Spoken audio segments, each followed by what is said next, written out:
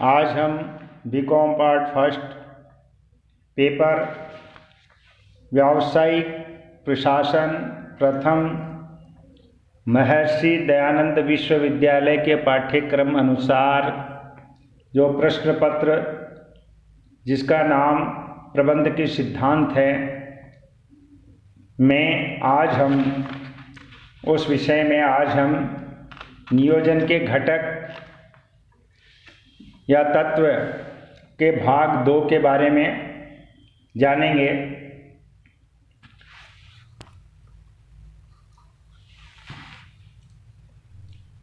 जैसा कि मैंने पिछले व्याख्यान में बताया था कि नियोजन करते समय नियोजन का क्रियान्वयन करने में अनेक घटकों या तत्वों की सक्रिय भूमिका होती है। उसमें जो आपके सामने है 12 तत्व है, तो उद्देश्य, व्यूहरचना, नीतियाँ, चौथा कार्य विधियाँ, 5वां कार्य प्रणाली या रीति, 6ठा नियम, 7वां प्रमाप, 8वां कार्यक्रम, 9वां बजट, 10वां अनुसूचियाँ, 11 परियोजना, 12वां रणनीति या युक्तियाँ। अब इससे पहले व्याख्यान में हमने भाग 1 में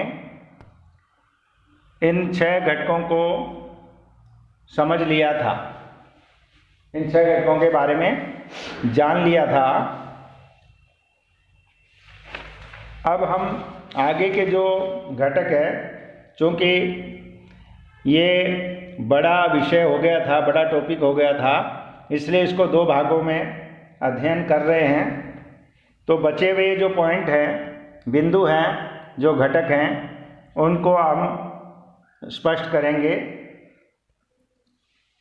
7वां घटक है प्रमाप।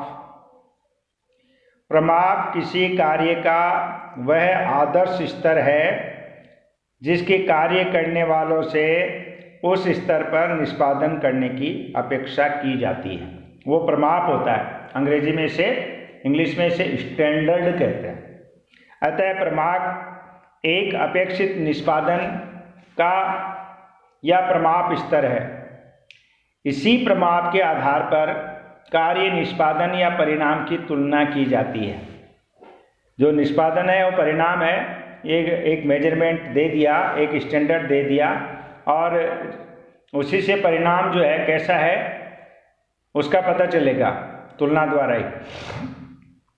उदाहरण के लिए एक विक्रयकर्ता द्वारा प्रतिदिन 1 लाख रुपए के क्रय आदेश प्राप्त करना निर्धारित किया गया है। एक एग्जाम्पल है, यह उसके लिए एक प्रमाप है। इसी आधार पर उसके निष्पादन की तुलना की जाती है और उसके निष्पादन को अच्छा, बहुत अच्छा या निकृष्ट कहा जा सकता है। यानी उसने मतलब लगभग प्राप्त कर लिया है तो अच्छा है, उससे ज़्यादा टारगेट अचीव कर लिया है तो बहुत अच्छा है, और बहुत कम टारगेट अचीव किया है तो वो निकृष्ट कहा जाएगा, वर्ष कहा जाएगा, बुरा कहा जाएगा। यदि वास्तविक निष्पादन प्रमाप से कम हो तो आवश्यक सुधार कर निष्पादन को प्रमापित स्तर तक लाने के प्रयास किए जाते हैं। वास्तविक निष्पादन प्रमाप के बराबर या अधिक हो तो आशानुरूप परिणाम प्राप्त होते हैं। वास्तविक निष्पादन प्रमाप से सदैव अधिक ही रहता है तो प्रमाप का पुनः निर्धारण भी किया जा सकता है। अगर बार बार ऐसा है, बहुत अच्छा हो रहा है, तो हमें ये देखना पड़ेगा कि कहीं प्रमाप जो है वो पुनः निर्धारित करना आवश्यक है क्या। क्योंकि प्रमाप नीचा कर देते हैं और मार्केट जो है या कोई भी चीज़ है वो सफलता बहुत अच्छी प्राप्त कर रही है कम प्रयासों से, तो इसका मतलब ये है कि कहीं न कहीं प्रमाप जो है ऊंचे निर्धारित कर दिए गए हैं।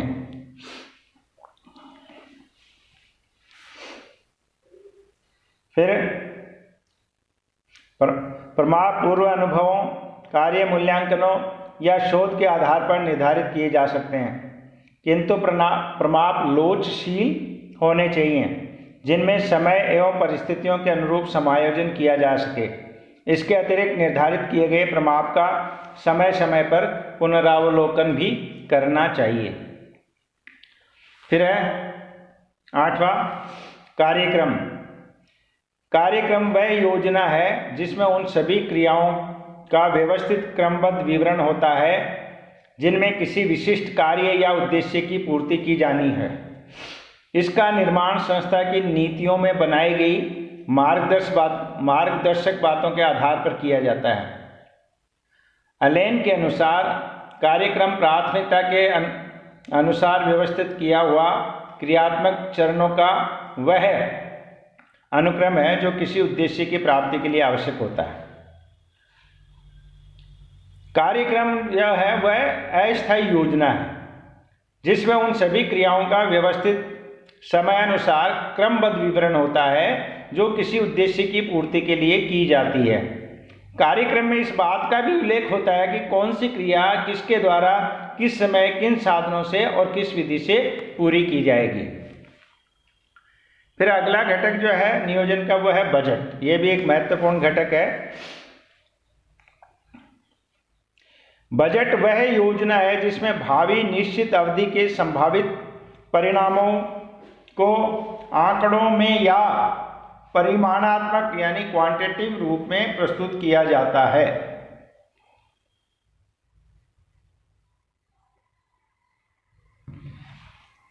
टैरी के अनुसार बजट भावी आवश्यकताओं का एक अनुमान है जो क्रमानुसार व्यवस्थित होता है जिसमें निश्चित समय की एक संस्था की कुछ या संपूर्ण क्रियाओं का समावेश होता है। बजट नियोजन का महत्वपूर्ण उपकरण है।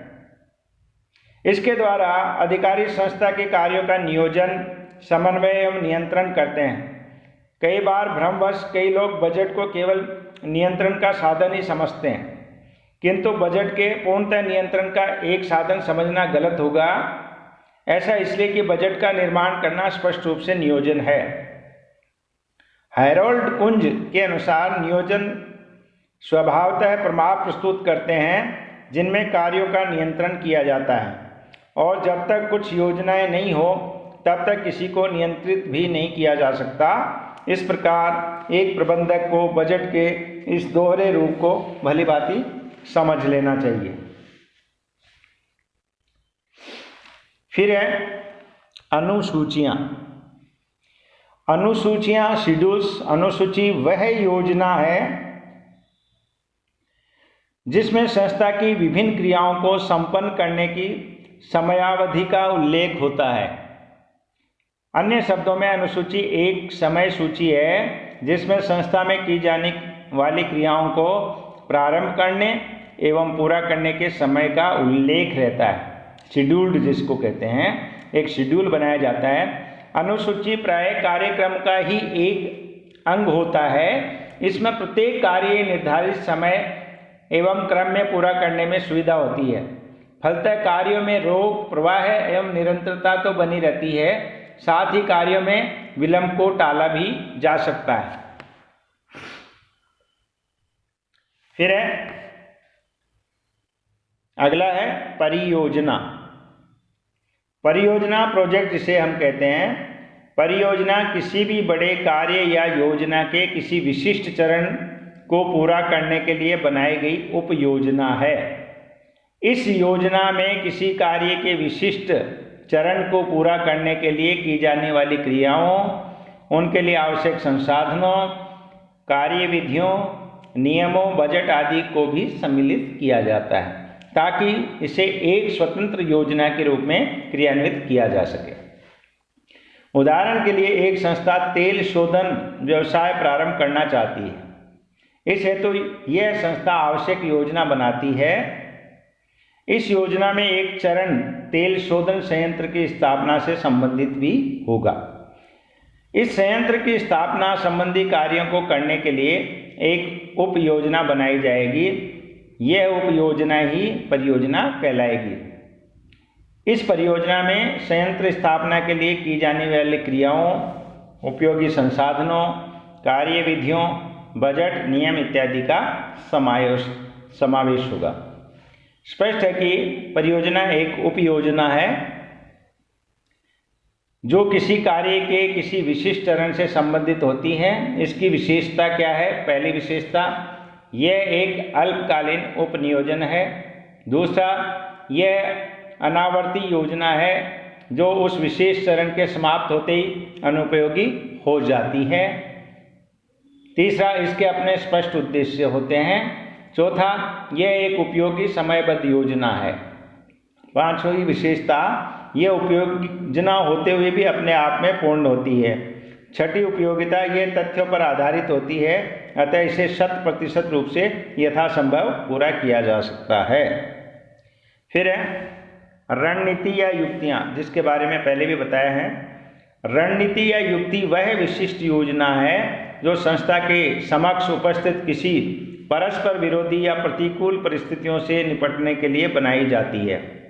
युक्ति चतुरतापूर्वक कार्य करने की ऐसी योजना है जो प्रतिकूल परिस्थितियों में भी सफलता प्राप्त करने में मदद करती है, किंतु कोई भी युक्ति प्रायः अल्पकाल में कभी कभी काम में लाई जा सकती है।